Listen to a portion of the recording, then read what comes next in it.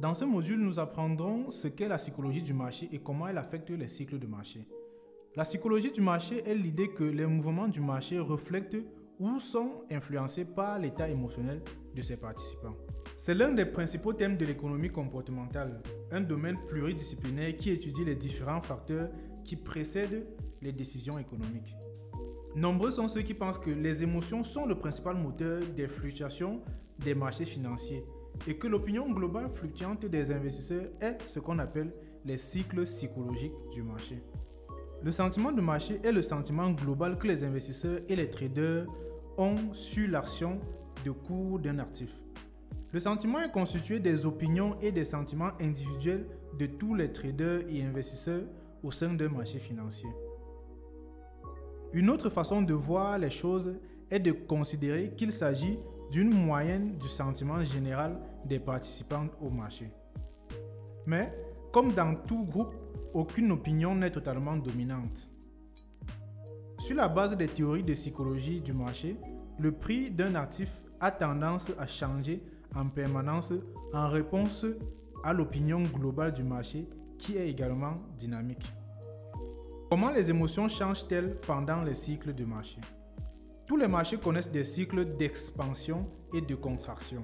Lorsqu'un marché se trouve dans une phase d'expansion ou marché haussier, il y a un climat d'optimisme, de conviction et de croissance.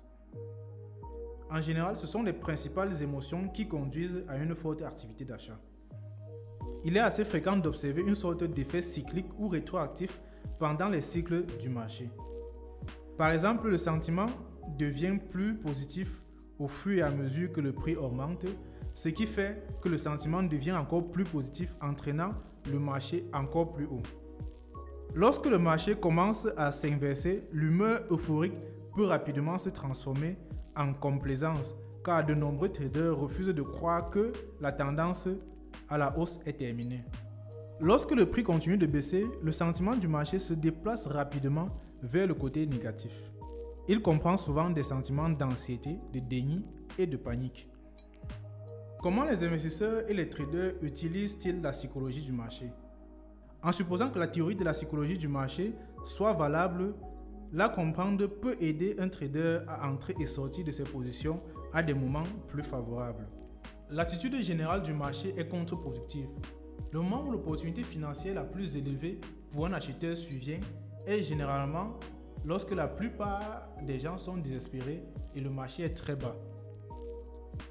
En revanche, le moment où le risque financier est le plus élevé survient souvent lorsque la majorité des acteurs du marché sont euphoriques et trop confiants. Ainsi, certains traders et investisseurs essaient de lire le sentiment d'un marché pour repérer les différentes étapes de ces cycles psychologiques. Idéalement, ils utiliseraient ces informations pour acheter en cas de panique et de vendre en cas d'avidité. Cependant, en pratique, la reconnaissance de ces points optimaux est rarement une tâche facile. Ce qui pourrait sembler être le minimum local pourrait ne pas tenir, ce qui conduirait à des minima encore plus bas. La psychologie a un impact sur les prix et les cycles du marché. Et les cycles psychologiques du marché sont bien connus, mais ils ne sont pas toujours faciles à lire.